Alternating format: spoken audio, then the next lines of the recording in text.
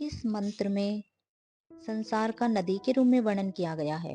वे ब्रह्मज्ञ ऋषि कहते हैं, हम एक ऐसी नदी को देख रहे हैं जिसमें 5 ज्ञानेंद्रियां ही 5 स्रोत हैं। संसार का ज्ञान हमें 5 ज्ञानेंद्रियों के द्वारा ही होता है। इन्हीं में से होकर संसार का प्रवाह बहता है। इसीलिए इंद्रियों को यहाँ स्त्रोत्र कहा गया है। ये इंद्रियां पंच सूक्ष्म भूतों से उत्पन्न होती है। इसीलिए इसे नदी के 5 उद्गम स्थान माने गए हैं। इस नदी का प्रवाह बड़ा ही भयंकर है। इसमें गिर जाने से बार बार जन्म मृत्यु का कलेश उठाना पड़ता है। संसार की चाल बड़ी टेढ़ी है, कपट से भरी है। इसमें से निकलना कठिन है। इसलिए इस संसार रूप नदी को वक्र कहा गया है।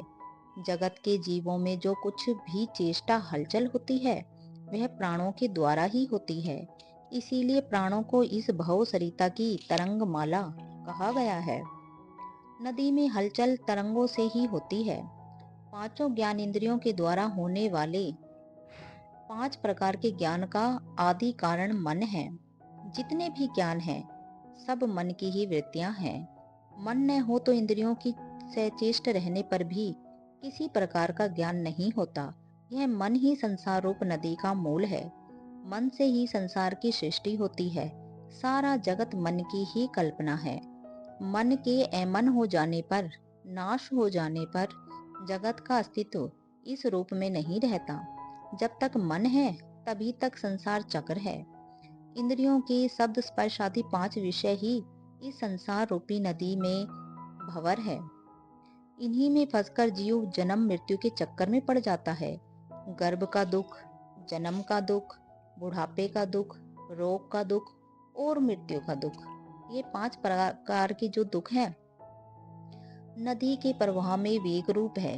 इन्हीं के थपेड़ों से जीव व्याकुल रहता है और इस योनि से उस योनि में भटकता रहता है।